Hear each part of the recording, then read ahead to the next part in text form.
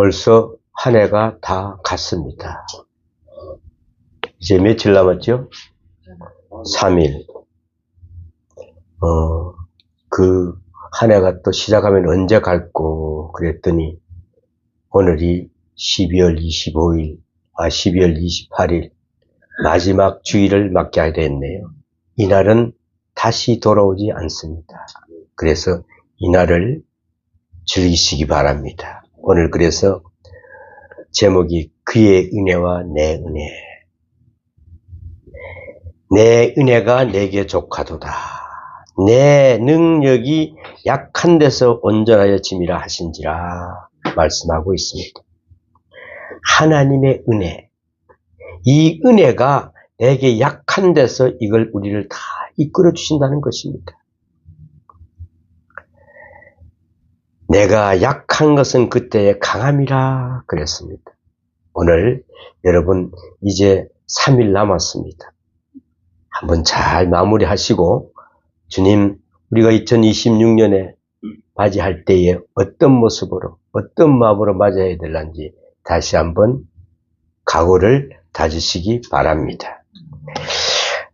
라인홀드 번니의 기도문을 제가 한번 읽어보고 참 감동을 많이 받았습니다. 그 후로 가끔 저는 기도를 할 때마다 가끔 그 기도문을 한 번씩 외워봅니다. 그리고는 나의 기도가 정말 이런 대신해서 이런 기도가 되기를 원합니다라고 그렇게 한번 소원도 해보고요. 또 모범적인 기도이기 때문에 제가 이 시간에 한번 여러분에게 소개하려고 합니다. 라인홀드 번니의 기도. 하나님, 제가 바꿀 수 없는 것들을 받아들일 수 있는 평온함을 주시고, 여러분, 우리가 바꿀 수 없는 것들이 참 많습니다. 이걸 받아들일 때 참 힘듭니다. 이걸 받아들일 때 그냥 감정이 일어나고요. 그때부터 그냥 확 내가 일어납니다. 이걸 받아들일 수 있는 평온함을 주시고 제가 바꿀 수 있는 것들을 변화시킬 수 있는 용기를 주시며 내게 변화를 달라고 용기를 달라고 그리고 그 둘을 구별할 수 있는 지혜를 내려주시옵소서.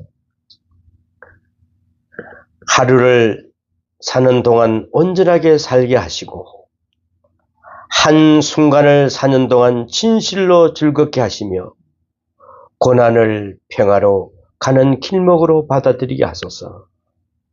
여러분, 이 고난이 오는데 어떻게 평안의 길목을 받아들일 수가 있겠습니까? 죄로 물든 세상이 원하는 대로가 아닌 있는 그대로를 받아들이고 참 우리는 너무나 많은 걸 지적을 하지 않습니까? 조금만 해도 지적합니다. 제가 그랬습니다. 조금만 하면 지적하고 그냥 그걸 갖다가 난장판을 만들 바니 얼마나 어리석습니까? 주님의 뜻에 순종할 때에 제가 천국을 이 땅에 세울 수 있음을 믿게 하여 주시옵소서. 하나님, 이 땅이 천국 되기를 원합니다. 이 땅의 살이에 맞는 행복을 누리고 천국에서는 다함 없는 행복을 영원히 누리게 하여 주시옵소서. 아멘. 이렇게 해서 이 기도문이 끝납니다. 처음에 평온, 이 평온함을 바꾸지 못하는 현실을 담담히 받아들이는 그런 마음입니다. 조금만 하면 우리는 그냥 풍랑이 치지 않습니까? 이 풍랑을 어떻게 내가 받아들여야 될까? 용기, 이걸 바꿀 수 있는 용기가 있어야 됩니다. 바꿀 수 있는 일에 도전하려고 행동하는 힘이 있어야 됩니다. 하나님, 이제 내년부터는 바꿔주시옵소서. 내가 이런 데 참여해도 이것을 내가 묵묵히 받아주시는 그런 지혜를 달라고 기도해야 된다는 것입니다. 지혜는 무엇을 받아들이고 무엇을 바꿔야 하는지 분별하는 능력을 주시옵소서. 우리가 기도할 때 내가 1년 동안 다시 살아보면서 무엇을 하면서 살았을까? 과연 나는 무엇을 했을까? 오늘 하루의 삶이 오늘 하루 우리가 그 매 순간 충실히 살아가는 그 자세가 필요하다 그랬습니다. 하루를 충실히 살려고 했는데 왜 그리 잘 안 될까요? 그냥 아침에 나와서 그래도 그런 좀 충실히 살고 싶어 그랬는데 그게 또 조금 되면 흐트러지는 걸 볼 때, 야, 나는 역시 피조물 중에서도 정말 피조물이구나. 이 아주 뜻깊은 기도문입니다. 세 가지의 소원이 있습니다. 하나는 쿨러서 냉정함을 주십시오. 냉정함. 인간적인 감정, 인간적인 이상, 내 과거 이런 데 매이지 말고 냉정하게 할 수 있는 것을 받아들이게 해주세요. 할 수 없다고 하는 것을, 고칠 수 없는 것을 받아들이게 할 수 있는 것, 없는 것은 그대로 받아들이게 해주세요. 둘째로 용기입니다. Courage to change I can이라 그랬는데, 하나님이 할 수 있다 하시는 것이라면은 할 수 있게 해주세요. 고칠 수 있는 것이라면은 고칠 수 있는 용기를 주세요. 그리고 뭐라고 합니까? 이 두 가지, 고칠 수 있는 것과 고칠 수 없는 것을 식별할 수 있는 지혜를 주시옵소서. 정말 아주 유명한 기도입니다. 여러분, 우리는 이런 삶이 되어야 됩니다. 주님, 제 기도가 1년 동안 우리는 잘못되지 않았습니까? 제가 어떤 모습으로 제 기도를 간구했습니까? 이제 3일 남았는데 바꾸십시오. 얼마든지 시간이 있습니다. 바꿀 수 있습니다. 기독교 그 서적에서 한참 그 2002년부터 시작해서 한참 인기를 끌었던 그 베스트셀러 책이 한 권 있었습니다. 좀 간단한 책이 있는데 책 이름은 혹시 읽어도 보셨을 겁니다. 다니엘의 학습서라는 책입니다. 다니엘의 학습서. 다니엘 학습서. 이것은 서울대를 2002년에 졸업한 김동환 전도사님의 글입니다. 청년이 쓴 글인데 그는 2002년에 서울대학을 수석으로 졸업하는데 그것도 특별 수석입니다. 기록적인 특별 성적입니다. 전 성적이 A+였습니다. 엄청난 성적으로 서울대를 졸업했습니다.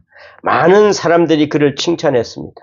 그러나 그는 그때 담담하게 말합니다. 나는 평범한 대한민국 청년일 뿐입니다. 그는 진실하게 말했습니다. 그래도 뭔가 다른 게 있지 않습니까? 뭔가 다른 게 있지 않습니까? 그런 것 없습니다. 단 한 가지 있습니다. 우리 집에는 한 가지 원칙이 있습니다. 무슨 원칙일까요? 내년부터 한번 쉬어보실랍니까? 기도하지 않으면 밥 먹지 마라. 성경 읽지 않으면 공부하지 마라. 그것뿐이었습니다. 참 대단하죠? 이 부모님들이 정말 대단한 것 같아요. 그의 기록에 이런 말이 있습니다. 고3이 되었을 때에 어머니한테 얼마나 맞았는지 피멍이 들었답니다. 친구들이 말하기를 야, 너 공부도 잘하는데 너 어머니가 왜 그렇게 때리니? 공부 잘하는 아이를 자꾸 어머니가 때리면 너 엄마 계모 아니냐? 이렇게까지 이야기를 했답니다. 왜 맞았느냐? 왜 맞았을까요? 고3이. 그것은 정한 시간에 기도해야 합니다. 그걸 못했어요. 혹은 정한 시간에 성경을 읽고 공부해야 하는데 이걸 어겼을 때는 엄청나게 매를 맞았다고 합니다. 그는 생각합니다. 이것이 이러한 것을 신본주의 학습이라고. 그는 이를 이름하여 다니엘 학습법이라고 했어요. 왜요? 다니엘 1장에 보면은 다니엘이 뜻을 정하고라는 말이 나와 있습니다. 다니엘이 뜻을 정했습니다. 목적이 있는 것입니다. 뚜렷한 뜻과 합정된 목적이 있는 공부를 하는 그런 것이죠. 인생의 목적이 있습니다. 그리고 공부하는 것입니다. 또한 세속적인 모든 것을 거부했어요. 왕이 좋은 음식을 먹으라고 했지만은 아니요. 나는 그런 우상의 재물 같은 것은 안 먹겠습니다. 딱 거절합니다. 여러분, 왕 앞에서 이러한 용기가 나왔다는 것이 얼마나 대단합니까? 뜻을 정하지 않으면 이런 게 나올 수가 없습니다. 내 뜻은 내년에 어떤 뜻을 정해야 될까? 어떻게 해야 될까? 그리고 아니요, 나는 그런 우상을 안 먹겠습니다. 세상 모든 유혹을 거절했습니다. 세속으로부터 거절하고 그 다음에는 그는 하나님만 의지하고 살든지 죽든지 하나님의 지혜만 구했습니다. 다니엘의 일생을 요약한 것입니다. 자, 그렇게 살고 그렇게 공부한 것이 다니엘의 바로 학습입니다. 다니엘의 학습서. 어느 목사님이 어렸을 때에 성경을 읽으니까 어머니가 굉장히 칭찬을 합니다. 몇 장 읽었어요, 엄마? 그러면 참 잘했다. 몇 장 읽었습니다 하면 이거 너무나 잘했구나. 그래서 처음에는 한 장, 두 장, 석 장 읽다가 서서히 나이가 들면서 7장까지 읽었는데 7장씩 읽고 그날 공부를 하고 그러다가 유학을 가서도 이상하게 성경을 읽지 않으면 시험을 꼭 빵점 맞을 것 같은 그런 기분이 들더랍니다. 그래서 아무리 바빠도 성경부터 읽고 그 다음에 공부를 했던 그런 기억이 있다고 이야기했습니다. 여러분, 다니엘 학습서는 공부하는 사람에게만 필요한 것이 아닙니다. 모두가 기도하지 않고 밥 먹지 말라. 성경을 읽고는 꼭 공부해라. 이렇게 우리는 해야 된다는 것이죠. 신학교를 다니면서도 마찬가지입니다. 먼저 기도하고 밥 먹으십시오. 먼저 성경 읽고 밥 먹으십시오. 이거는 습관화되어야 되는 거 아니겠습니까? 응? 어떻습니까? 이 청년은 특별한 사람을 만들었습니다. 그리고 특별한 것이 없어요. 특별한 것이 없어요. 까보니까. 응? 오늘 본문에 보면은 사도 바울이 은혜적인 인생관이 잘 설명되고 있습니다. 그는 은혜에 대해서 생각합니다. 은혜가 뭡니까? 은혜로 은혜되게 하는 하나님의 은혜에 대해서 생각합니다. 은혜가 은혜되어야 은혜입니다. 하나님의 은혜 가운데서 살면서도 우리는 은혜를 모릅니다. 우리에게 은혜되지 못하고 있습니다. 그러므로 은혜로 은혜되게 하는 하나님의 직권적, 정권적 은혜, 주도적 은혜를 생각을 해야 된다는 것이죠. 두 번째, 은혜를 은혜로 받아들이게 하는 은혜. 은혜도 중요하지만 은혜로 absent 받아들여야 하거든요. 은혜로 받아들여야 돼요. 자, 아무리 큰 사랑이 있다 하더라도 내가 사랑을 받아들이지 않는다면은 사랑입니까? 사랑 아니지요. 은혜로 은혜를 받아들이는 그 은혜 또한 은혜로 은혜를 아는 은혜. 그래서 기뻐하는 것입니다. 성경에 보면은 도리어 크게 기뻐하고 그랬습니다. 어떻게 기뻐할 수가 있겠습니까? 참 기가 막힌 말씀입니다. 그죠? 기뻐하고 우리를 은혜로 아는 순간 그는 크게 기뻐했어요. 크게. 그 큰 기쁨이 충만하게 살았어요. 사도 바울이 위대한 점이 바로 여기에 있는 것입니다. 여러분, 하나님의 은혜 그리고 내가 생각하는 은혜 이게 상반되는 경우가 참 많지요. 자, 내 은혜가 무엇입니까? 내가 생각하기를 다 인간적인 것 그래요. 병이 들은 것 은혜가 아니죠. 그죠? 병 들었다가 나아야 은혜지요. 실패하는 것 은혜라고 생각하는 사람은 없어요. 실패했다가 성공하면 은혜 받았다 그래요. 우리의 은혜라는 것은 대체로 현재적이고 육체적이고 물질적이고 자기 중심적이고 자기 아집에 속해 있는 것들입니다. 인간의 저속한 욕망을 기초로 하고 있습니다. 주로 이런 은혜를 생각하고 있어요. 이런 은혜가 더 화끈하게 왔으면 좋겠다. 그죠? 하는 생각들을 하는데 비해서 하나님의 말씀하신 은혜는 그런 것이 아닙니다. 영원한 것입니다. 영원한 것. 우리 하나님 은혜를 영원히 받게끔 늘 영원히 은혜 받으려 했는데 지금 화끈하게 한번 받고 말자 은혜까지 그냥 이거 생각하고 있다는 것이지. 누구 말 맞다나 그냥 이 세상에 잘 먹고 잘 살자 그냥 이것뿐이 없다는 거지. 철저하게 하나님의 미래적인 것입니다.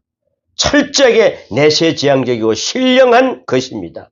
온전한 것입니다. 형통하게 하는 것입니다. 좀 더 나아가서는 좀 더 내 자신을 하나님의 사람이 되게 하고 강하고 온전한 그리스도의 인격에 도달하는 그런 것입니다. 이것이 바로 하나님이 생각하는 은혜입니다. 문제는 여기에 있습니다. 하나님의 말씀이 은혜를 내 은혜로 받아들여야 하거든요. 그래서 오늘 성경 말씀에 보면은 내게 있는 내 은혜, 주님 말씀은 내 은혜, 내가 그것을 은혜로 받느냐 이런 말이죠. 바울 입장에서 돌아가 보면은 바울이 그렇게 처속한 사람은 아닙니다. 그렇죠? 바울이 처속한 사람인가요? 그래서 그가 생각하는 은혜라는 것은 잘 살고 오래 살고 건강하고 복받고 출세하고 세상은 그런 이야기가 아니거든요. 바울의 입장에 생각하는 은혜라는 것은 적어도 복음의 길을 열어주세요. 복음의 문을 열어주세요. 선교의 문을 열어주세요. 문을 활짝 열어서 어디를 가나 한영 받았으면 참 좋겠다. 크게 역사했으면 좋겠다. 더 많은 사람들에게 복음을 전해서 불같이 교회가 일어나고 온 세계가 복음화 되는 것은 그런 모습을 보았으면 참 좋겠다 하는 것이 바울의 은혜였습니다. 그러기 위해서는 내가 할 일이 있다고 생각하는 동분서주하는 그런 바울을 볼 수가 있습니다. 그가 생각하는 것은 지극히 본능적이고 선교적인 것이었습니다. 그래서 또 하나 구체적인 은혜가 있습니다. 그가 뭐냐면은 그러기 위해서는 건강을 주세요 그랬어요. 하나님 다른 것은 없어도 건강은 있어야 되지 않습니까? 이게 미천인데 명예도 구하지 않고 지식도 구하지 않고 부귀도 구하지 않았습니다. 단 하나님의 일을 하기 위해서 필요하니까 최소한 건강은 주셔야 하지 않겠습니까? 최소한 건강을 주세요. 건강을 주세요. 그래서 오늘 성경 말씀에 보니까 3번 기도했습니다. 특별히 시간을 정해서 기도한 것 같고요. 금식을 했는지 철화를 했는지 그건 잘 모르겠는데 어쨌든 그는 말합니다. 3번 특별한 시간, 특별한 한 가지를 가지고 제목을 위해서 기도했습니다. 육체의 가시, 사단의 사자, 이것은 오늘 본문대로 이제 죽여달라고 사단의 사자 이것을 빼달라고 하나님 앞에 기도했습니다. 여기서 떠나게 해달라고 이렇게 구하고 있습니다. 그 기도가 잘못된 게 아닙니다. 그걸 생각하는 은혜가 그랬던 것은 아닙니다. 사단의 사자, 육체의 가시가 무엇입니까? 이것이다, 저것이다 학자들은 이야기합니다마는 그 나름대로 일리도 있습니다. 아마 저는 저 나름대로 연구해 본 결과 보면은 아마 그 당시에는 있었던 간질병이 아닌가 생각이 됩니다. 요즘에도 간질병 환자들이 꽤 있어요. 그래서 종종 쓰러지기 때문에 사도행전을 보면은 계속해서 누가라고 하는 의사가 함께 동행하고 있는 것을 볼 수가 있습니다. 끝까지 함께 합니다. 그러면서 이 병을 고쳐주지 않았어요. 그런데 생각해 보세요. 갈라디아서 4장에 보면 나옵니다마는 너의 믿음을 시험할 만한 것이 내 육체에 있으되 나를 업이 여기지 아니하고 그리스도와 함께 영접했느니라. 고마워하고 있어요. 고마워하고 있어요. 한번 이렇게 추려해 볼까요? 갈라디아 교회 가서 설교할 때에 강단에서 말씀하다가 그만 강단이 빙글빙글 돌아 거품을 물고 쓰러져 버렸어요. 이게 말이 되겠습니까? 상상해 보세요. 제가 지금 여러분 설교하다가 빙글빙글 쓰러져 거품을 물고 하면 쓰러졌다고 생각해 보세요. 사람들한테 시험 들겠죠. 목사가 지 관리도 하지 못하고 저거 버글버글 쓰러지고 있느냐. 많은 사람들에게 믿음의 손해가 되겠죠. 그래서 너의 시험을 한 것이 내 육체에 있다. 그렇게 말씀하고 있습니다. 그래서 내가 하나님께 기도하는 것입니다. 그야말로 궁극적인 것이죠. 이것 하나님만은 나에게 체계해 주세요 하고 하셨습니다. 오늘 성경 말씀을 보면 틀어주지 않았어요. 응답하지를 않았어요. 상황에 변화가 없어요. 상태에 변화가 없고 다만 해석만 있을 뿐입니다. 상황에 대한 해석입니다. 말씀하십니다. 내 은혜가 내게 족하다. 엄청나게 주님은 말씀하십니다.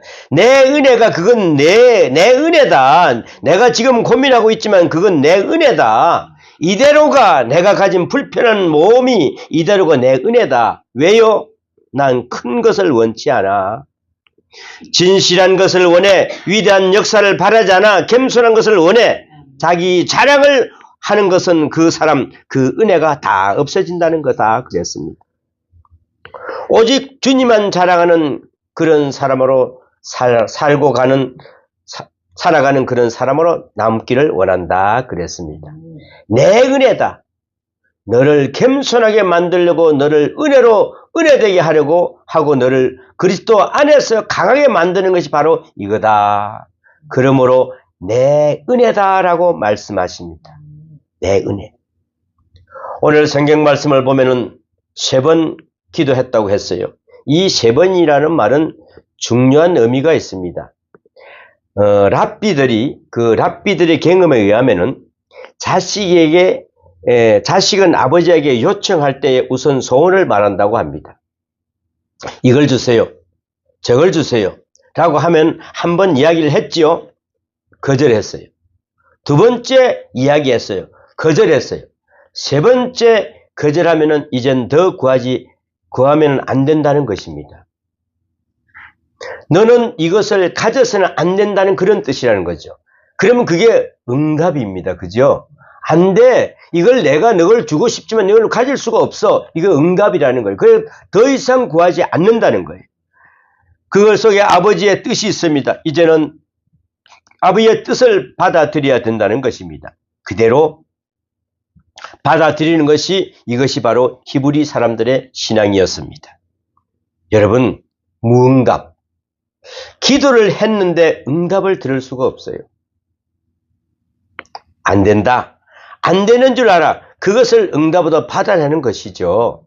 여러분, 좀 외람된 이야기입니다만은 예수님께서 겟세마네 동산에서 기도하는 장면과 한번 비교를 한번 해보십시오.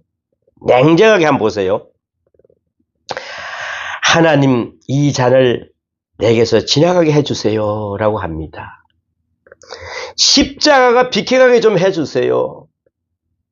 똑같은 말을 3번, 그러나 응답이 없어요. 응답이. 이제 무응답으로 응답으로 받습니다. 여러분, 내가 이것 주세요 하고 기도했을 때 응답 없으면 그 응답 받은 거예요. 하지 말라는 거거든요. 얼마나 간단한 이치입니까? 산에서 내려올 때 보세요. 요한복음 12장에 보면 분명히 말씀하십니다. 아버지께서 내게 주신 잔을 내가 마시지 않겠느냐. 이대로가 하나님이 내게 주시는 사랑의 잔이야. 그는 고로 이것을 내가 받아야 한다. 딱 받아들입니다. 그리고 십자가를 집니다. 3번 구했는데 응답 못 받았어요. 그리고 그대로 응답을 받았습니다. 내 딸아 이랬다 이렇게 응답받기를 원하십니까? 내 아들아 오늘 내가 너에게 이랬다 이렇게 하기를 바랐습니까? 내가 구하는 그 답이 응답이었을 때는 그것은 그 기도 아니다 하는 뜻입니다. 이제 기도에 대해서 조금 알겠죠? 그렇게 하면 얼마나 편합니까? 아, 이거는 하지 말라는 거구나. 이래 응답이 없어. 이러면 되는 거예요. 근데 우리는 그냥 죽었다는, 어떻게, 우리나라 기도는 어떻게? 응답할 때까지 그냥 구해야 된다는 거지. 이런 미래라는 기도가 있어야. 그리고 예수님은 십자가를 집니다. 기도라는 것은 3가지로 응답했어요. 하나는 그래 내 손자로 될 것이다. 두 번째로 기다리라. 아직 미숙 때를 기다리라. 기다리는 응답이 있고요. 세 번째는 생각을 바꾸라. 발상을 바꾸라. 뜻을 바꾸라. 내 생각을 바꾸라 하는 응답이 있습니다. 이 세 번째 응답은 여러분은 어떻게 생각하십니까? 사도 바울은 이때 주님의 은혜를 내 은혜로 받아들이십니다. 주님의 은혜를 내 은혜로 받습니다. 여러분, 이런 은혜가 있으시기를 축원합니다. 히브리서 12장 8절이나 11절에 보세요. 가서 보면 이런 말씀이 있어요. 징계가 없으면 사생자요 참 아들이 아니니라. 징계가 없으면 사생자래요. 매를 때릴 때 매가 아파야 그게 징계라는 겁니다, 여러분. 징계는 당시에 보기에는 즐거워 보이지가 않지요. 그러나 징계는 사랑이라고요, 사랑.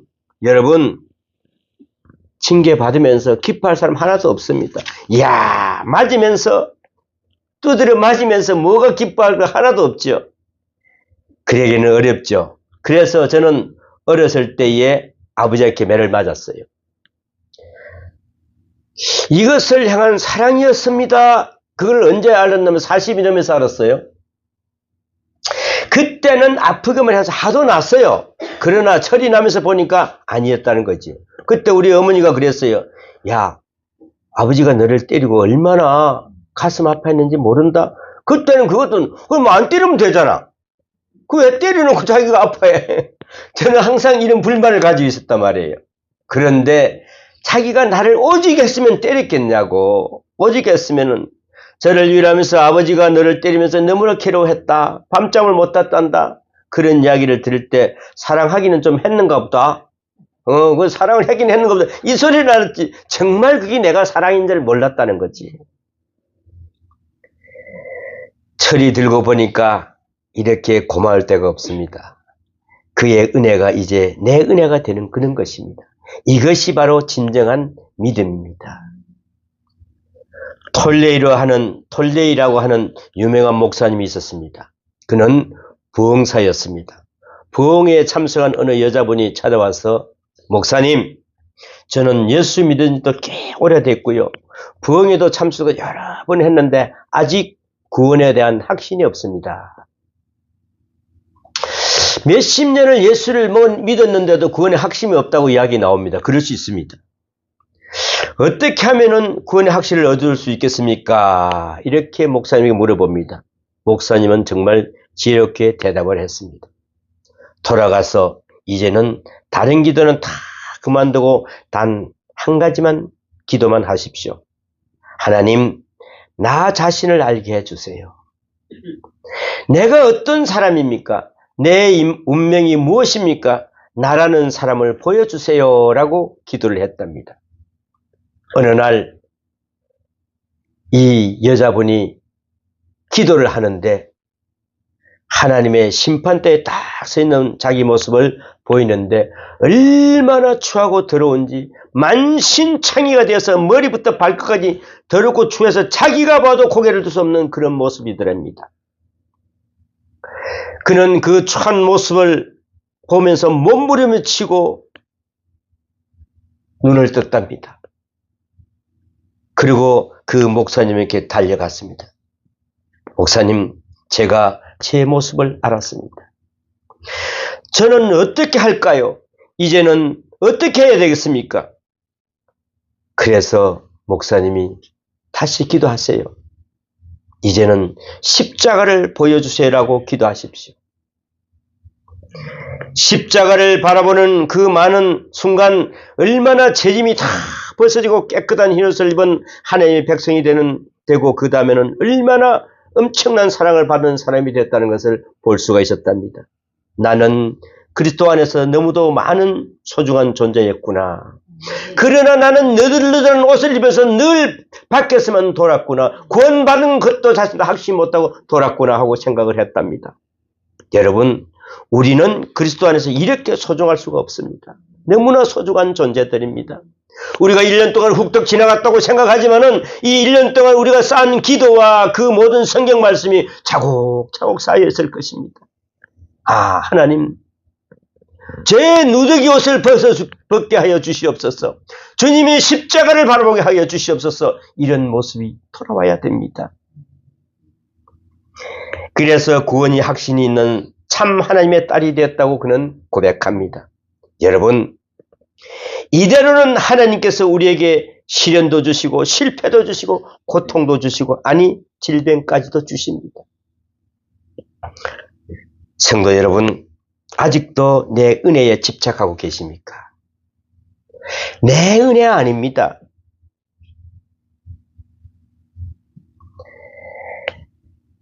내 생각하는 은혜만이 우리에게 있습니까? 내 뜻, 내 소원 꼭 여기에 매어 살아야 되겠습니까?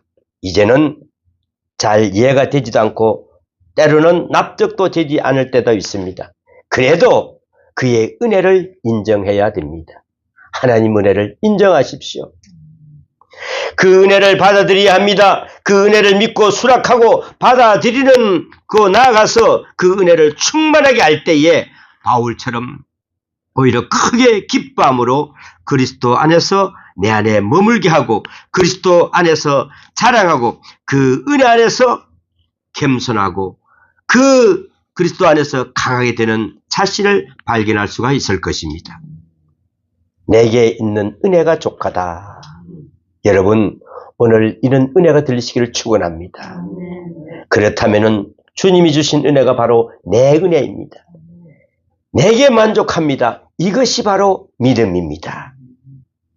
여러분, 이제 2025년 마지막 주일, 주님, 제 느들느들한 이 옷을 다 벗겨 던지시고 주님 은혜 안에서 십자가를 바라보는 그런 복된 삶이 되게 해달라고 기도하시는 여러분이 되시기를 축원합니다. 기도합니다. 하나님 아버지, 오늘도 우리를 거룩한 길로 인도하신 것을 감사를 드립니다. 때로는 우리가 미처 알지 못해서 몸부림치고 괴로워하고 있었습니다. 여전히 주님께서는 은혜의 길로 인도하신 것을 감사합니다. 하나님 아버지, 우리에게 은혜 되게 하는 믿음을 주셔서 은혜로 살게 하시고 은혜를 받게 하시고 은혜로 기뻐하는 삶이 되게 하여 주시옵소서. 하나님이 사람들이 되게 하여 주시기를 원합니다. 그 은혜 안에서 강한 확실한 승리자가 되게 하여 주시옵소서. 이 모든 말씀 우리 주 예수님 이름으로 기도하옵나이다.